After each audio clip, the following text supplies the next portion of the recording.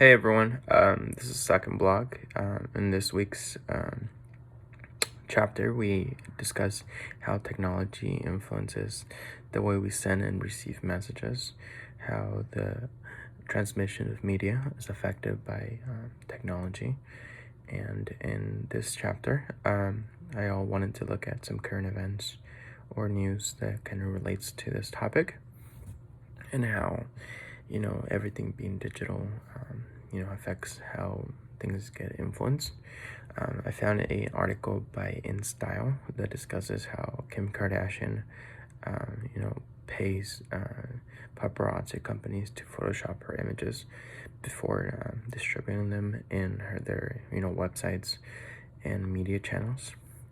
Kind of how they alter the narrative and perception of how she looks like and what she wants out, and also how celebrities can control what photos are released, so they can create an illusion of perfection or be able to drive the narrative on these concepts that they want out. So I found this article to be pretty familiar to the subject of today's chapter, just because it shows how technology and how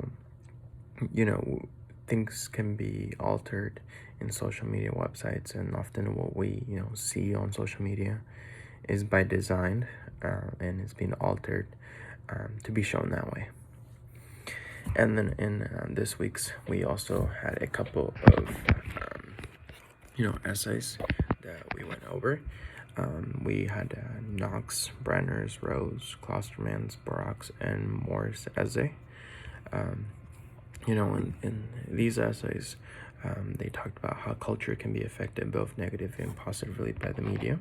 How the media's rhetoric is one of the main influencers, as it can impact the norms and trends, especially on younger audiences. Like how cyberbooks can also be entertaining, yet harmful because of the content they have. They can also create fan groups, which create positive environments for people with similar subjects. Rose discusses how the impact of writing on the creation of products and how it can give you ideas and develop more uses for them. Klosterman discusses the rise of popularity of new trends and subjects like zombies because of books and content being distributed online that leads to more movies being created and more people engaging in those topics. Barak discusses how a negative consequence of media is the creation of trends and the feeling of missing out on opportunities. How just because you don't attend something or you're not doing something, you're missing out on the moment. More discusses about how games creates disconnection between the real world and the online world.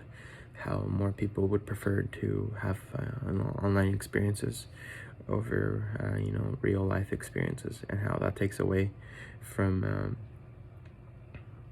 life in general, because you're not as involved on real life experiences. So just how media and technology can both negatively and positively affect how we act and trends that we see as popular. And that's kind of what this week's chapter was about. Thank you.